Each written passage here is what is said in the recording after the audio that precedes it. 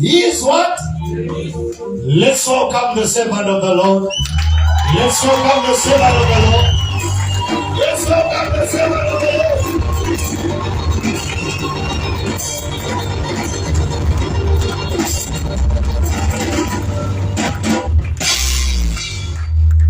Lord. Tena mwalishukuru alipokara.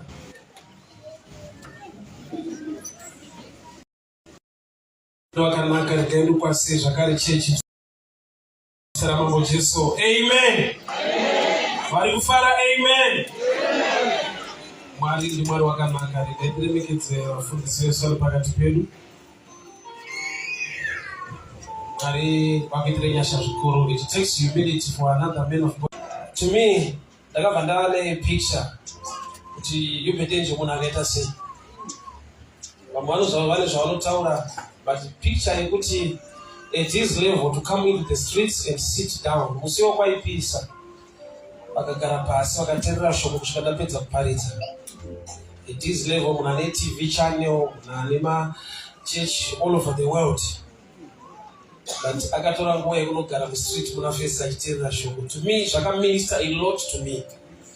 That kind of humility is hard to come across. So pese paninoona varanda vaMwari vachigara pasi ateerera mufundisi achiparidza, it reminds me of that day. So vanhu vaMwari, Mwari vakuitirei nyasha zvikuru. Thank you so much. Ndidaverere shoko raMwari kubva kubhuku yaRuth chapter 4. Ruth chapter 4 from verse 5. Then said Boaz, what do thou buyest the field of the hand of Naomi? Thou must buy it also of Ruth the Moabitess, the wife of the dead, to raise the name of the dead upon his inheritance. And the kinsman said, I can, and unto all people, you are witness to this day, that I have bought all that was Elimelech's, and all that was Chilion's and Mahlon's of the hand of Naomi. Moreover, Ruth the Moabitess, the wife of Mahlon, I purchased to be my wife, to raise up a name of the dead, and the inheritance. Wale wakudzwe nekuda kweshoko waregai namati baba tinokutendai nekutaura kwenyu panzvimbo ino. Taurai muupenyu hwedu, shoko renyu ngaritidzidzise, rititsiure, ritisimbisa muzita raJesu. Amen. Yandaika panapa is so interesting. Ndiye mumwe musikana kana kuti mukadzi aimbenga akaroorwa naMahlon nzvimbo inonzi Moab. Ndakambobata piece of that yesterday. So zvakazikanwa kuti Mwari warangarira zvega zvinoona kuti muchiri kutorooreka. Mune potential. Anenge mazwi ekuti hapana zvichaita, but nekumwe kutaura anotaridza kuti ini handigoni kukuberekerai murume angakuroorei mukaramba muchinditevera. So pane blessing yataurwa kuti munotooreka zvenyu. Saka mashoko apedza kutaurwa, Bible notes Opa she kissed her mother-in-law goodbye. Opa akanzwa semunhu semwana mudiki. Ndokubva mataura chokwadi mama, tingakuteverei uye hamungatiberekeri akatoenda akuenda. Pane declaration yakaitwa Ruth chapter 1 verse 16. Ruth ndokubva ati Mwari wenyu achava Mwari wangu, vanhu venyu vachava vangu. Ndidaparidze nhasi pamusoro pe the power of declaration. Raparidzwa unoti kudii naro ndopane nyaya. Nokuti rakaparidzwa mumwe akaresponda ine uye kuti aiwa mataura chokwadi mama zvichaita kuti tirambe tichikuteverai, I will go back. Mumwe ndokubva apinda mudeclaration. Declaration iri kuitwa naRuth inotaridza kuti ane kumwe kuziva kusina mumwe wake. Nokuti mumwe wake paari kuenda iye anosara. Saka tiona pakunamata mumwe vane zvavanoita, vamwe vanomira. Nhau iripo ndeyekuti pane kuinterpretwa kweshoko kuri different. So zvanzi inini ndaakuenda, ndokubva akisa mama ndokubva aenda. Ruth ndokubva ati your God, Mwari wenyu. Kureva kuti kana mai vati handigoni kukuberekerai murume anokurorai, uye ari kuti mama pakukuteverai, there is the God fact about it. Pandiri kukuona ishu hamugoni kundiberekera murume angandiroore, but Mwari wenyu haazotadza kuita zvinhu izvi. So paari kuti your God, Mwari wenyu, ari kuzviisa kusaidire kuti munana ngauchiitika manje. Mama vakwanise but Mwari anogona zvinotadzwa namama vacho. Saka kana ndichikuteerera ndiri kuteerera the person and the God of the person. Mwari wenyu achava Mwari wangu. So ndokubva apfuurira mberi nerwendo after this declaration. Bible rinoti life and death lies on your tongue. Simba reupenyu nekurarama rakavigwa parurimi rwako. So tinoti wakaipa anorwa nekuti uitewo madeclarations pamusoro poupenyu hwako. Wai ane zvaanokuudza, une zvaunonzwa kuti handingataure izvi, handisi kuti zvingaite muupenyu hwangu. Rega ndikuudze, declaration unotaura uchitrasta Mwari, kwete kutrasta nyika yauri neability yako. Pauri kutaura a declaration, hausi kutaura maringe nyika yauri, uri kutaura pamusoro pesimba raMwari rinogona kuchinja zvinhu munyika yauri. Chava Mwari wangu ndozvinomuencourage kutevera, nokuti akuziva kuti vanhu havana Mwari unosimudza marombe muguruva, vanhu havana Mwari unogadzira nzira pasina nzira. So kana ndakutevera zveumwari potential kuti kana takungoti tinororeka the one munda the one, but it so happens kureva kuti pane zvinhu zvinomboitika nekuda kwekuti une vanhu vawinawo. Alright. Nokuti nhau yaBoaz yakazembera pakuti Ruth ndiye ane ukama. Kwete, Ruth ari kuteerera Naomi. Naomi ndiye ari related nenyaya dzekwana Boaz. She's a foreigner. But paateerera vari related nekwana Boaz, paakati ndaakuda kuenda mumunda kundoshanda, it so happened kuti wakaenda mumunda maBoaz. Haasi kutsvaga Boaz, ari kutsvaga chero munda waangaende kundoshanda. But chakaronda tsoka dzake David achibata kuti thy word is a lamp unto my feet.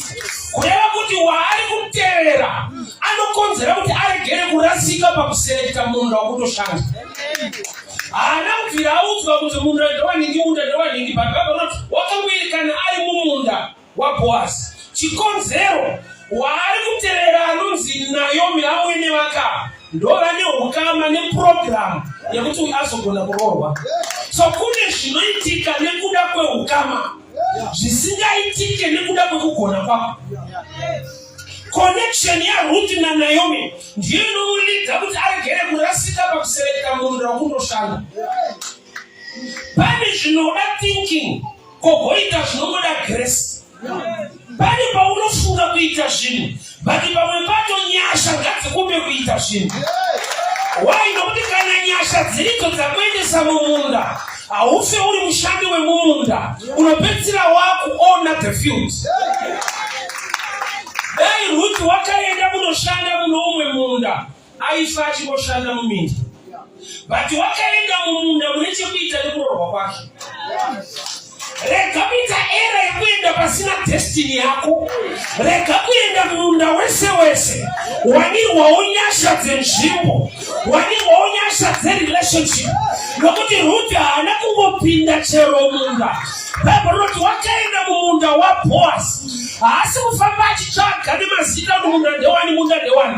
But it so happened she bumped into the field of Boaz. That akapinda kune marriage. But aenda kuri kumunda. Zvara kuti chiri kumukonzera kuti aende kune marriage.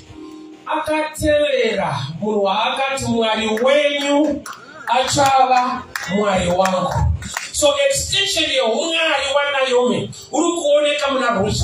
Kana Ruth akuenda kumunda, Mwari ngirozi dzichimutevera kuti munda usiya, usasvike pamunda yaurorwa apa panoshandiswa. Nokuti izvezvi zvisati nevanhu vari kushandiswa, nevanhu vanovanyepera kuti vanovaroora, nekuda kwokuti tsoka dzavo dzina kurondwa nenyasha dzaMwari.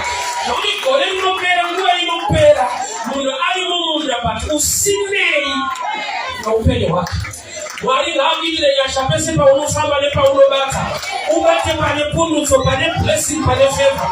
Rega kuita zvinhu zvisina basa. Mwari ngaakupe nyasha dzekuti hausi kuenda kumunda wese wese, hausi kuzoita business rese rese, hausi kuzowirana nemunhu wese wese. Mwari ngaakupe pane chekuita noupenyu hwako.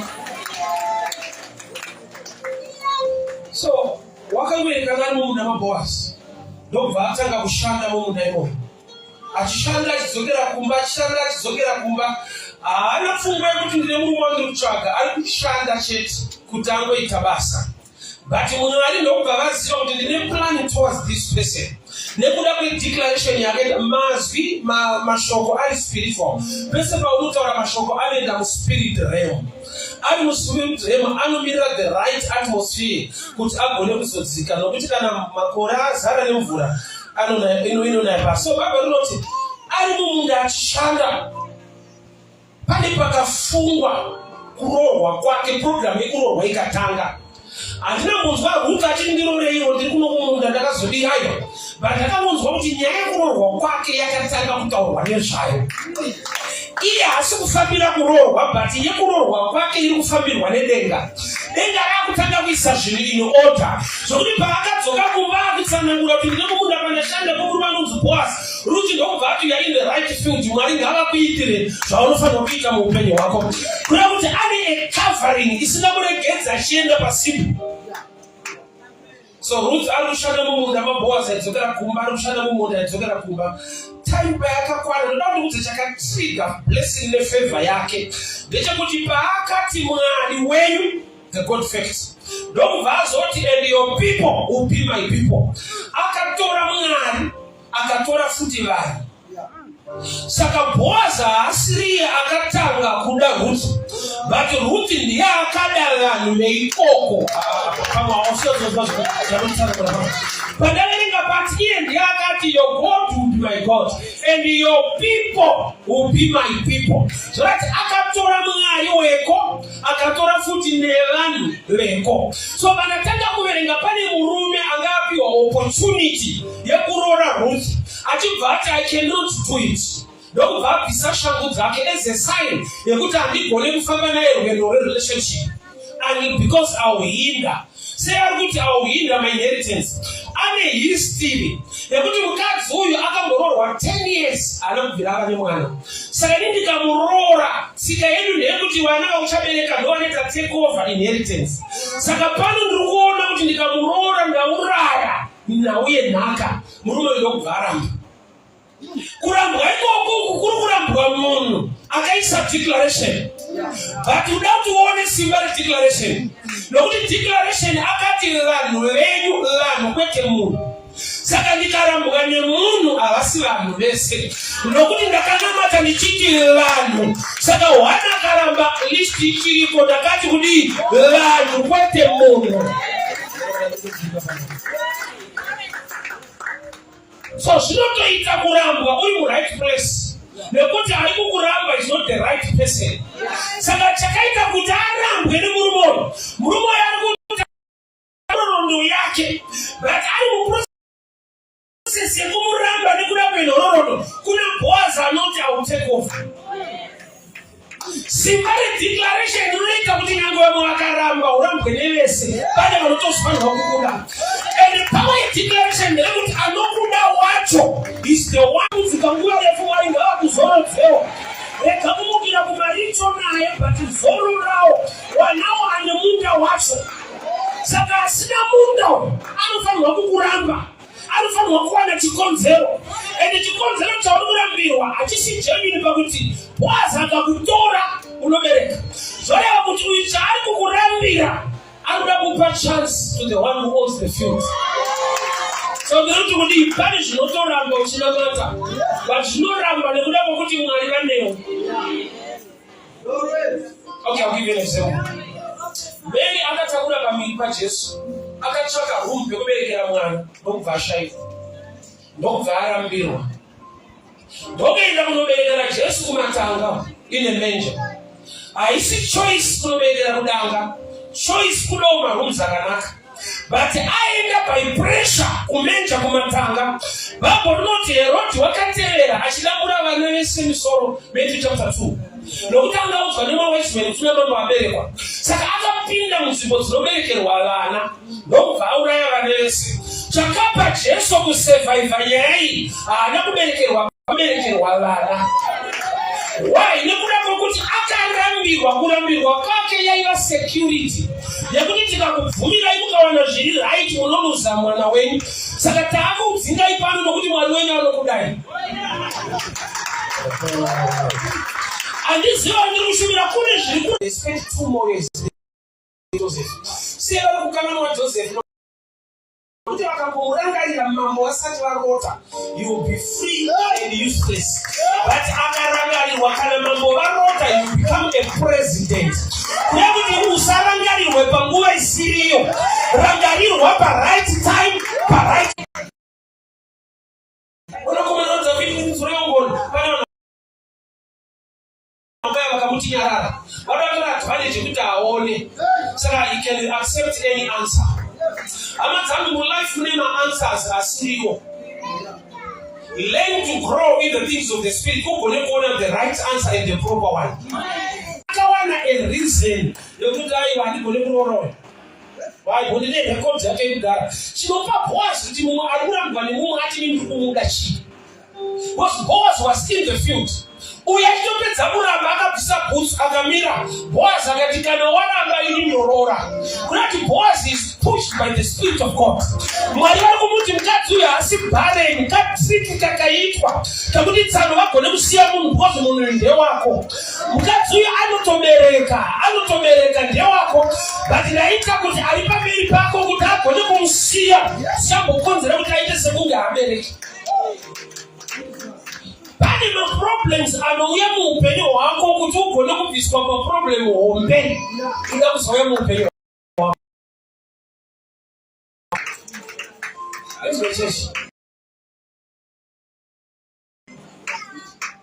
Vana veIsraeri vabuda muIjipiti vachienda kuKenani.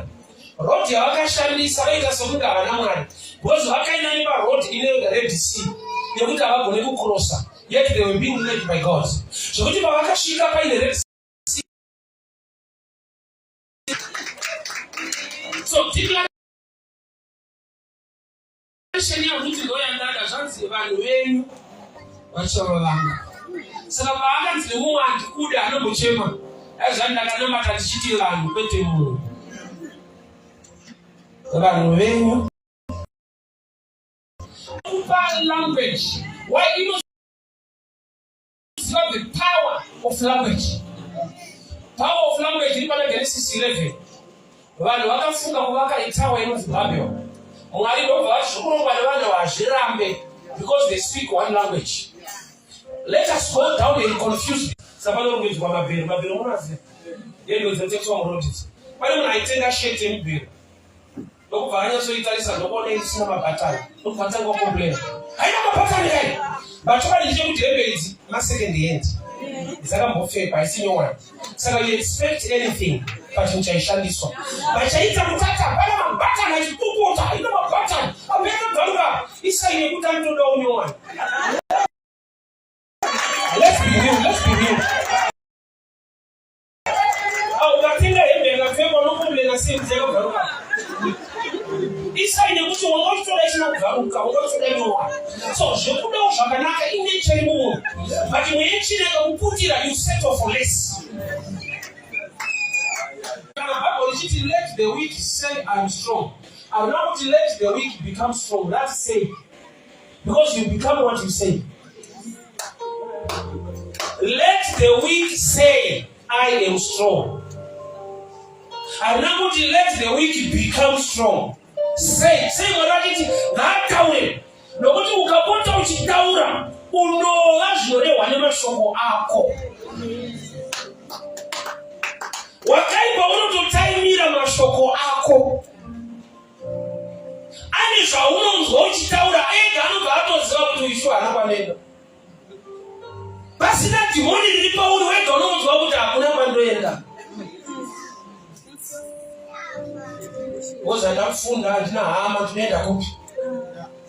Kuchechi uchiuya uchinamata Mwari unoti ndiri closer than your brother.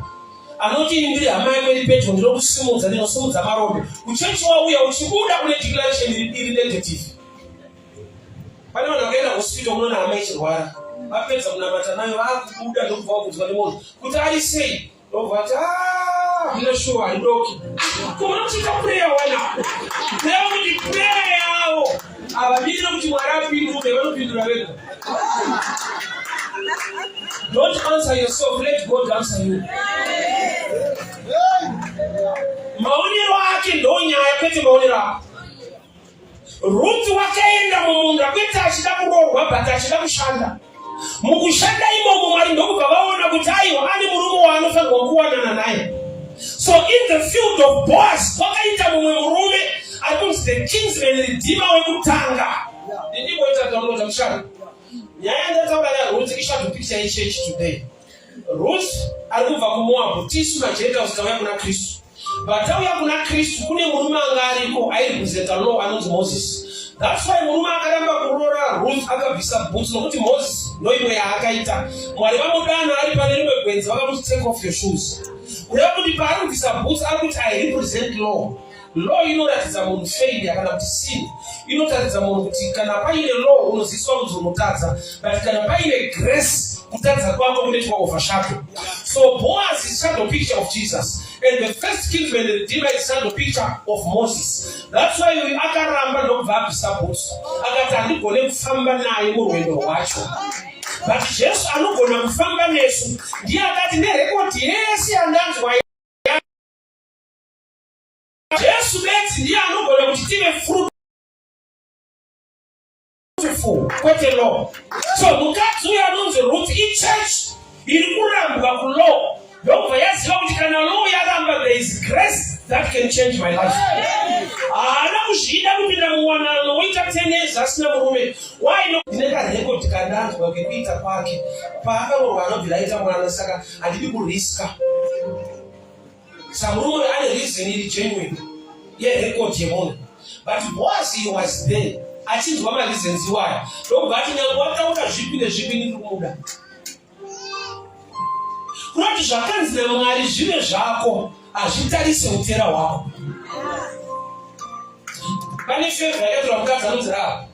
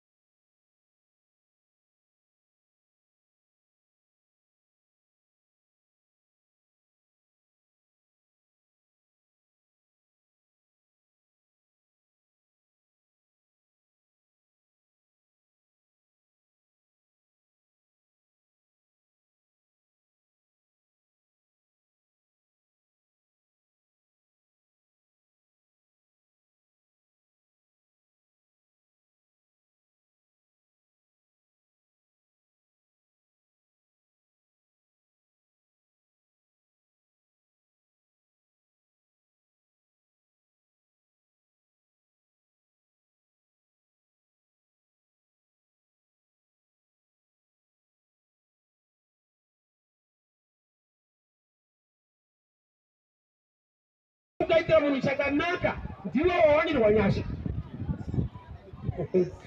Abraham akamhanya kune varume vatatu akanowira mutsoka akati, if I found favor in thy eyes, please uyai nepamba pangu mudye mugeze tsoka mupfuurire mberi nerwendo. Iko kudyirwa Abraham anokuti ndinenge ndawanirwa nyasha. So it takes maturity and a deep understanding kuti kutoitira mumwe chakanaka kuwanirwa nyasha iprivilege yawapiwa naMwari yekuti waakugona kutoitira chakanaka munhu.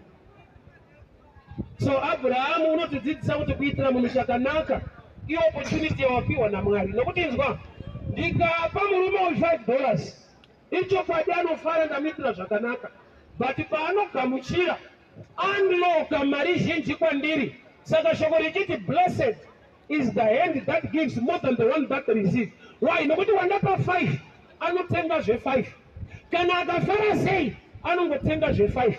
But inini manje ndaisa trust muna Mwari asiri $5 wamasimba ose uyu pandamupa $5 ndamulimita joy yake ino control ne amount yandamupa akatoda kutenga jini ane $5 bond atenge even afara anga atotenga shida mabanzi but nini pandamupa tarisiro yangu yekureceiver yamuna Mwari asiriwe $5 wamasimba ose. That's why it's a great opportunity and honor kutunge ulipa dimension yakuti you can reach out to others. Na ulipa reach out to others, you are unlocking zizhinji ziri muna Mwari iwabvisa zvishoma zviri pauri.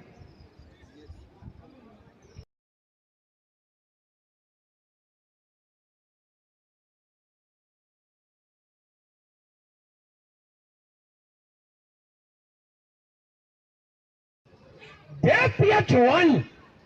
Dai uri wakapiwa mike unzikomenta kuti pastor wanga uri serious kwakunamatera. Waita aiwa mene chitsotsi chaita. Munhu waMwari, the greatest among prophets, mufiro wakadai. Why nokuti tine doctrine netso dzatakapiwa. Kuti kana ari Mwari zvinofanira kufamba so, ukaona zvadai so munhu ana Mwari. Sandatanga ndaverenga baba vake Zakaria na mai vake Eliza. They were right standing before God. Yet they were barren. No child, advanced in age. To make matters worse, still serving in the house of God.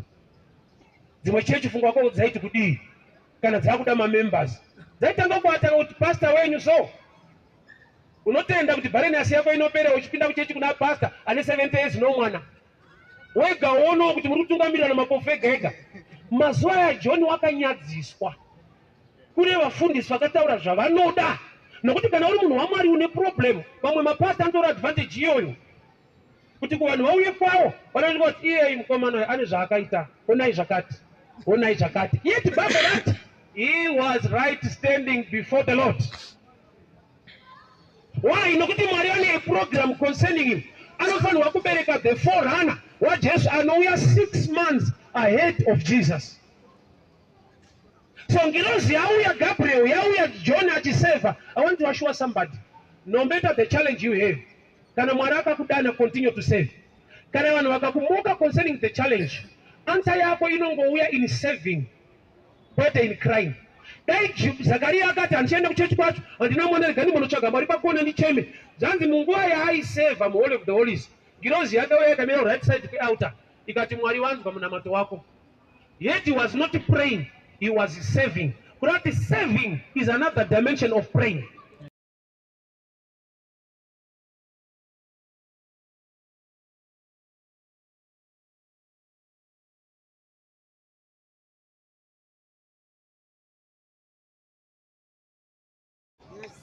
So the statement rekuti kana pastor wasina imba, do you believe you get a house? Kana pastor wasina zvakati, unofunga zvako zvinoita here? I-preaching yekuvaka church yekutsvaga members haisi kingdom doctrine. Iri raramba. I will repeat. Statement rekuti kana pastor wakasina imba usatarisire kuti unoita. Ivhangeri rekuti usaende ikoko uye kuno. Nokuti wese anodaro iye anenge anayo ari kuita counter pastor wako asina. Zvoita sekunge zvandinazvo ndo assurance yekuti ndo zvamunowana kana mauya kwandiri. Zvinoita sekunge iye assurance kana pastor anemba kuti unoita. But I'll give you an example. Kuchechi kuRoma mukuziva naye kuna fata ariko fata ana mukadzi but vana havachati iri kuRoma.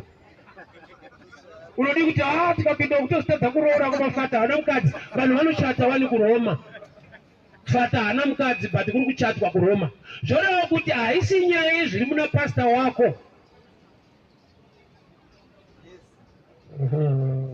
Zakaria na Eliza pa ministry yao I believe kuti vakaluza members, especially dai ngari mutime yatiri inoi. Dai vasana ni vanhu 4. Kuti mwechechi dzaingo pari dzaiyo. Kuti mchungu zvimanikidzira kuenda but pastor wacho atiri pama 1 foot. Iwe mamunzwa mchungu enda iko. Hana kana mwana afachena musoro, haasi munhu waMwari. Munowinwa, winning members and winning souls. Zvinotora one chinotora preaching the gospel ndo inokupa winning souls. Research na intelligence inokupa members, masupporter. Wekuti vanhu vasina kukura muna Mwari vasingazive Mwari but vanongoshedzera kuti iwo wakapenga wamwe sabhana iripo. iwe avazive Mwari but vanoziva iweyo kuti unoziva. Unenge wazvigadzirira vanhu vako.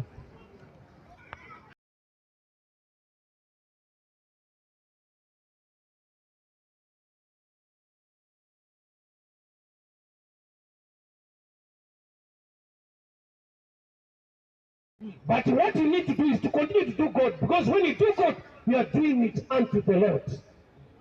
Munhu anokanganwa but Mwari akatendeka. Izvezvi ninge une pfungwa yekuti ndingarambe ndichiita vanhu vacho havatende.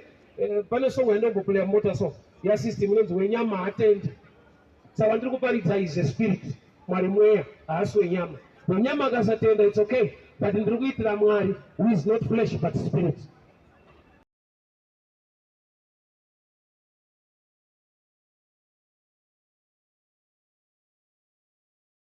Apfira matepasi nokubva akanya ivhu. Bible harina kuti wakaisa mavhu kumeso verenga futi rati he anointed the man's eyes with clay. Harina kuti Jesu wakaisa mavhu rati Jesu wakamuzodza nemavhu. Kwete kumuzora, kuzodza. Chirungu chati he anointed the man's eyes with clay.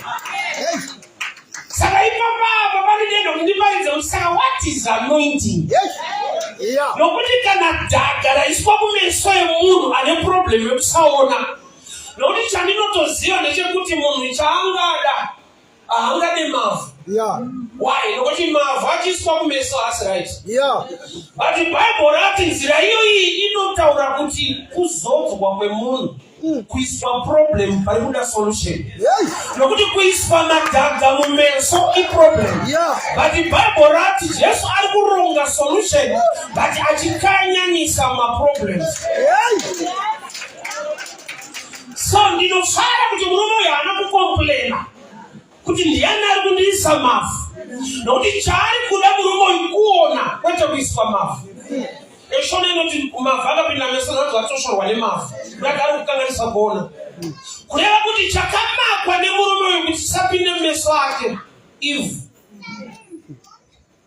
But Jesu ari kushanda nezvakamakwa. Zvobva zvanzi neBible i-anointing.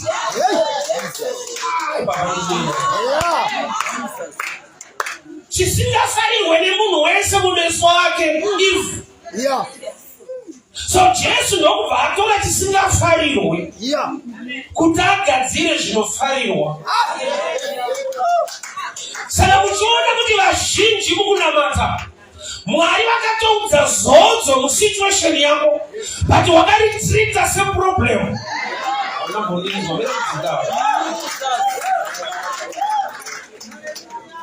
Ivhu richienda mumeso ebofu, ivhu rikaiswa mumeso idambudziko. Asi Bible rati Jesu achida kupedzera dambudziko rebofu akashanda nezvinhu zvinokonzera problem mumeso. But Bible ndokubva rati he anointed. Anointing it breaks yokes of bondage. Kana pana pandine anointing inenge problem. Ndaona vazhinji vachiresista anointing. Vazhinji vedu vari kutsvaka kuzodzwa, vari kutsvaka zodzo. But zodzo rikakanyaniswa neproblem unoziza. Unopedzisira wakutsvaka solution. Kwaisiri nokuti kwairi kune problem inova solution.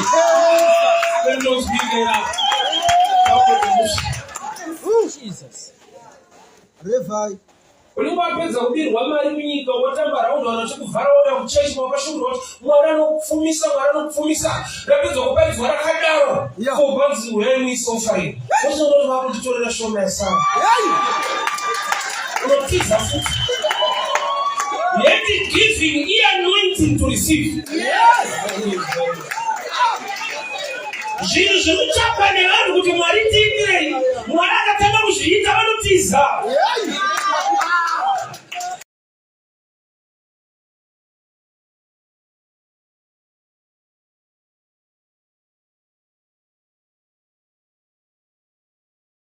Church in this way. Pana ane upofu wake pano nasi. Anenguwa, anamati wangu. But Mwari pani baba mtaura ni omtite chakati. Lepsilo. Loki pa haka ispa mavukumeso. He was anointed. Messiah. Aka yena ndoba anogeza. Monizisi lomo. Kugeza. Kura wakuti ivuri mbeso. Rakasara mvura. Kune zvaaka nosiya kuna akatumba. Alright.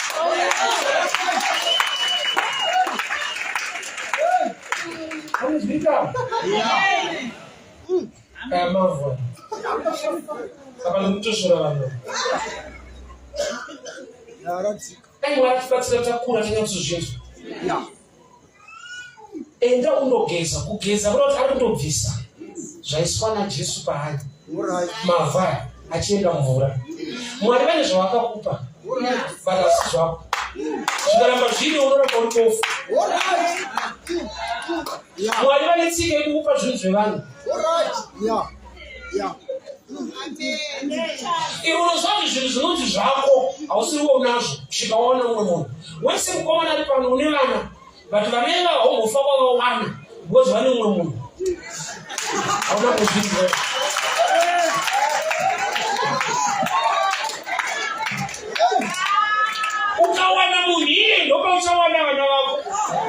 But what you need to do is to continue to do God, because when you do God, you are doing it unto the Lord.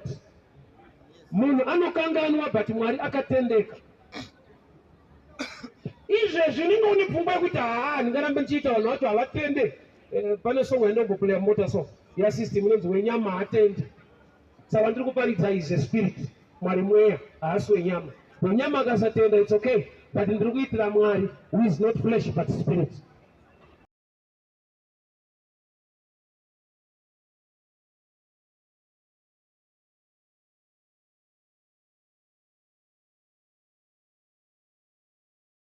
Now shall you know that? June, it's okay, it's okay. Maskata lebasa hizo zokutamani. It's okay. You know the lunch. As lunch. Uko wakakuwa sasa unaona it's okay. Uko roa sasa leo kumaliza. I was just breakfast. We know the brunch night. Breakfast and lunch for one. And I was in charge of the second breakfast, second lunch time. I was not a bassanash. Wakapua, wakatambira shilipo. Unema statement and see this a so long life.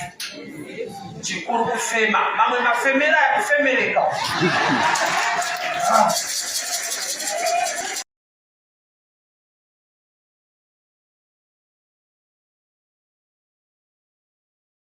Upenyu wangu dambudziko rangu richagadziriswa vakabvunzwa uchiita mukadati muitirei vakati okay indaifunzwa kuti ndiri okay handisi okay ndakatiitwa kumaneja nhamo ikava part of me zvimwe zvaunoti hazvina basa zvine basa ukona bhaibheri rakunyora kuti if you are obedient you eat the good of the land uchadya zvakanaka zvenyika kana uchiteerera if you are obedient you eat the good of the land kurati panyika pane zvinodyiwa zvimwe zvacho hazvisi good ibhaibheri rinoti uchadya zvakanaka zvenyika urati panyika panodyiwa but kune maclasses ezvekudya saka ivi ukadya usina kunaka pauri inenge iri good because wakatichwa kumaneja dambudziko hauna kudzwa a mind outcome of that challenge.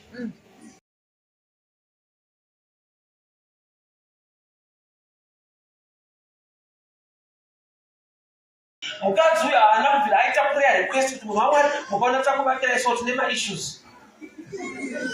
Mazuvano vanokuudza ndinenge rada kupa $5 but ndinga request paside so request iri attached pachinhu chaitwa nemunhu. It's not bad, but on this matter now mukadzi uyu haana kuti munhu waMwari kana tavakaimba madya so musazongodarika kuti tisina vana pano taurai shoko. Dambudziko raanga ainaro rakasvika palevel yekutanga akarigamuchira ndopane maridzo yangu baba une challenge yawakagamuchira kuti ndoupenyu hwacho ndingadi but I've come to tell you this Mwari kushamisa kwaone kugona kwawo achakuitira zvinoshamisa nokuti zvikasashamisa haasi Mwari zvaunofungidzira kuti hazvichabuda nokuti hauna maconnections hauna unokuziva mari yacho haipo izvozvo ndo zvavari kuda kuita kuti vakuratidze kuti ndiwo Mwari. Mwari akakristo kuita zvinhu zviri ordinary nokuti zvinogona kuti wana tete vangu nasekuru wako. Mwari ari muklasi yake samari. Saka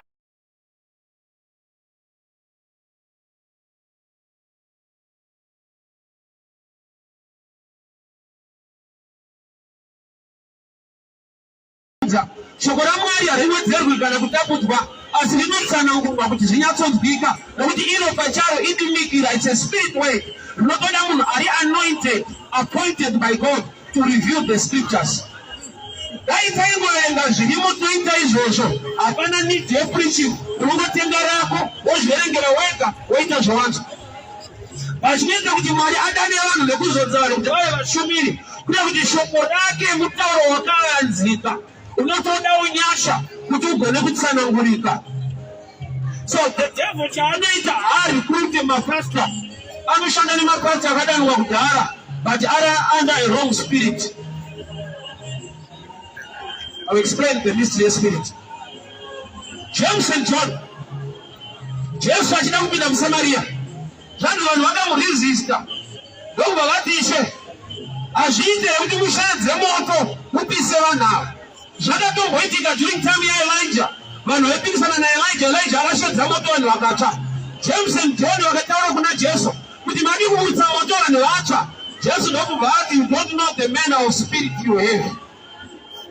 Mureva kuti muri kufamba nagrace but muri kuda kushumira judgment. Jesu inyasha, vari kufamba nenyasha dzaMwari dzakaburuka kuti vanhu vaponeswe, asi vachifamba neanoponesa vaida kuti vanhu vapondwe vaparare. So uchaona kuti pese pane wrong spirit panogona kuva right way wrong interpretation. Saka zvokuti Bible ravhurwa ilevel diki iyoyo rinogona kuvhurwa neakavharika asina kuvhurwawo naMwari kuti azvinzwisise, obva atsanangura sekuvharika kwake. James and John vakatopiwa zita rekuti son of borages, kuti vanhu sons of thunder, nekuda kuti vaida kuti moto uburuke vanhu vache, ivo vachifamba naJesu akauya kuzoponesa kuti vanhu varegere kutsva. Yet they were apostles called by God, vakasarudzwa naJesu kuti afambe navo. Pane pavaida judgment, ivo vachifamba naMesaya. Jesu ndokubva ati, what manner of spirit do you have? Kuda kuti we can have a wrong spirit. Uri right church, une right Bible, but une wrong spirit. Saka zhinji anonamatwa mumweya nemuzvokwadi. Muradi chokwadi shoko raMwari, but mweya waMwari ndiwe mweya unodudzira zvokwadi yacho. Saka unogona kunge uine shoko but usina mweya wacho. Pakashaipa mweya waMwari unoshumira judgment yemoto, iwe uchifamba naJesu anova Mesaya akauya kuzovabatsira, but not in that.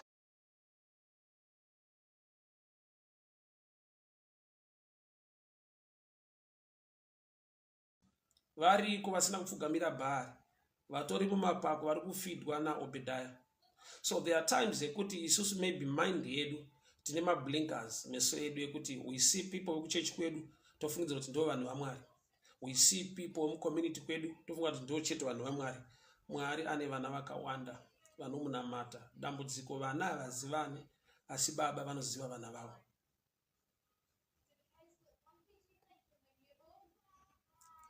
Esther chakaita kuti abatirwe a golden scepter of grace, of favor namambo. Iyo mambo vanga vati handidi kuona munhu mberi kwangu.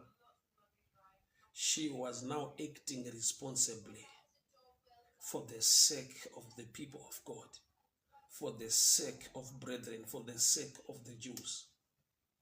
Why? Nokuti Mordecai is a mature man. Ndiye akamumenta, ndiye akamudzidzisa, ndiye akamuudza kuti position yauri hauna kuiswa kuti ungova munhu anongoenjoya kuti ndaa Queen Esther. Truly you can enjoy life as a queen, but you must know there is a responsibility attached to your higher position. Ukaignore responsibility iyoyo, the game is over. God can use anyone. God can bring help to his people through another channel. But kana Mwari vakushanda neimwe channel, vaignore iwewe. When God ignores you, when the blessing and the favor of God no longer flows through you, you perish. pane nguva yekuti we relax, we forget kuti sei Mwari vakanditendera kuva this privilege pakuita izvi. Ukasava responsible enough, ukasatakura responsibility, ukapedzisira wakungoenjoya blessing nefavor zviri pauri usina a mind towards others, very soon you experience kuti when God will choose to use somebody, you will perish. Mwari vakasakushandisa as a channel, flow of blessing, favor zvikamiswa kuflowa nepauri, you are doomed. So for the continuation of the flow of favor, could it flow through you? Act responsible.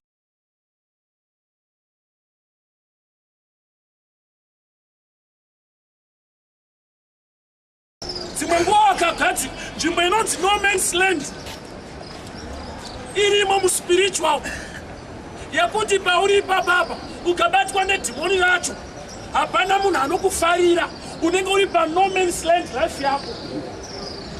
Nzvimbo inonzi no man's land unopedzisira wane kodzero yekusasungwa but usina access yekuenda kune vamwe. Zvazvinoreva ndezvizvi, unogona kubatwa nedhimoni racho wonyatsosimba, woita dumbu rako zvakanaka, mhanza yako mushamushi, iwe uri rovha. Chazviri kuitirwa naSatani ari kuti pakauya vanotora basa vanoti mabhosi siyaya vagadzirwa saisi nokupa nhamo. Iro kuna munhu kuti anenge ane sutu so ati kuti ndipo 5 rand yekuenda kumba. Saka unoshaya kuti Satani chaita kuti amupe sutu ari kuti ati akakumbira anyimike. Uri musikana ukabatwa nedhimoni reno man's land, hapana mukomana anouya wezera wechidiki kana mudhara, as long achinzi men hauye. Uri musikana varume vakauya, kamwana kadiki unoita mhosva achida kuroora, iwe wakura zvako but une kamiri kadiki, kutoedza kuti ndakura kani kana unotisungisa. Alright, rokubata dhimoni iroro woita miviri muhombe, uri musikana mudiki woita miviri muhombe, vanoroora nobva ati makadiki wangu kana ndisi ambuyonzi ambuya rimupanayo unenge uchatoburitsa birth certificate kuti ndimutanga.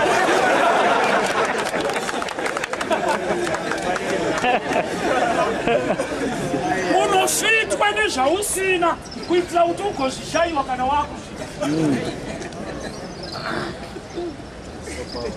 Unotokonvinza vanhu kuti handishande, vanokotarisa sokutofa dzinografta, iwe watsvukira.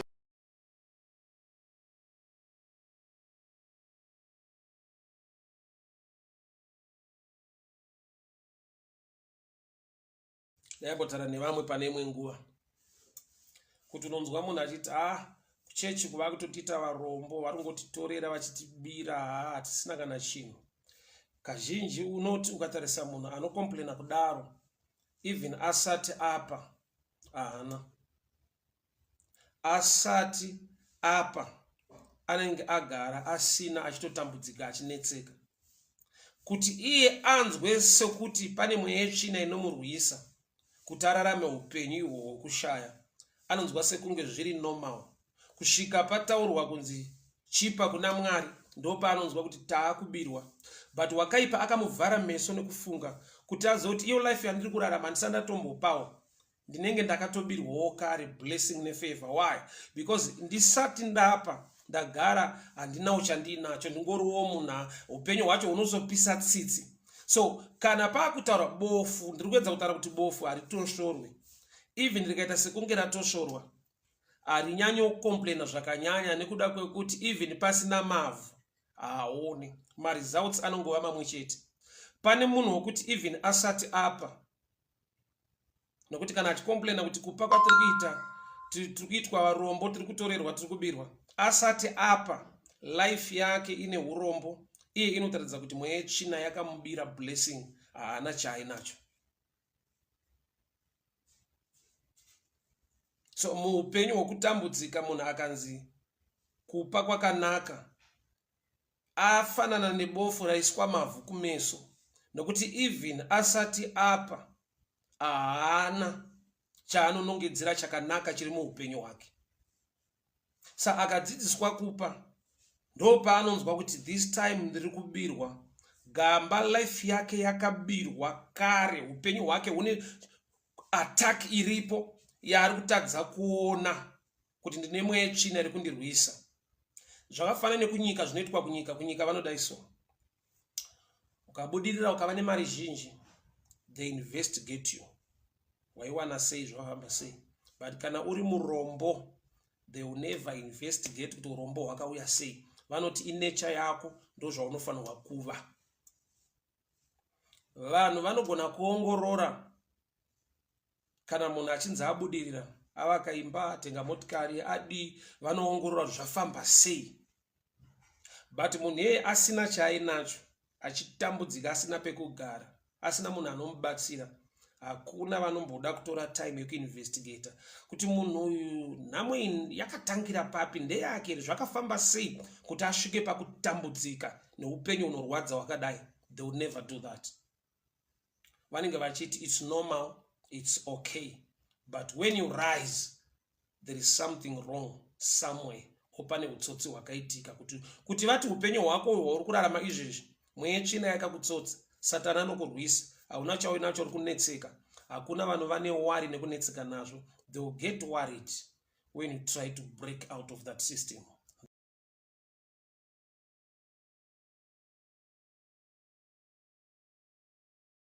Kuna Mwari church i1, kuna Mwari church chi munhu akatenda muna Kristu.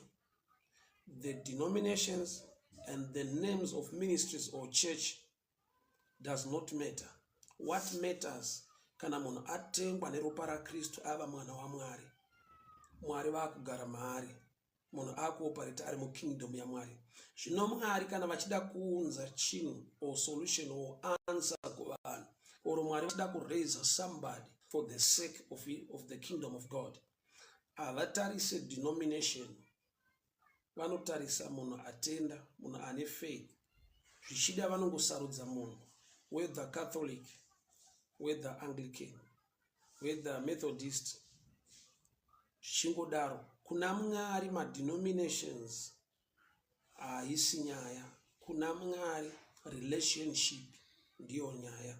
Kana munhu ari mukingdom, ari muumambo hwaMwari, God can use that person. Saka danger atinoita kazhinji ndeyekuti tinogona kumirira tichiti Mwari raise somebody in our time. Mwari mutsai vanhu venyu basa renyu ritu, Mwari mutsai vanhu venyu pakati pedu. Then God will raise a man or a woman who is not from your church. It will become hard for you. Which means the devil play a role to separate us through the name of denominations. Yet Jesus play a major role to unite us through his death at the cross and his resurrection. Jesu wakauya kuzotipa relationship youkama. Isu tagara tiine machechi, but Jesu ndokubva auya kuzotipa ukama naBaba. Saka danger iripo ndeyekuti tikasava nezvokwadi yeumambo hwaMwari, takazara dzidziso dzemadenomination, tinopedzisira taakubatira mumafomula nekutaura kwevanhu, tisina kubata pane zviri kuda kuitwa naMwari muupenyu hwedu nhasi.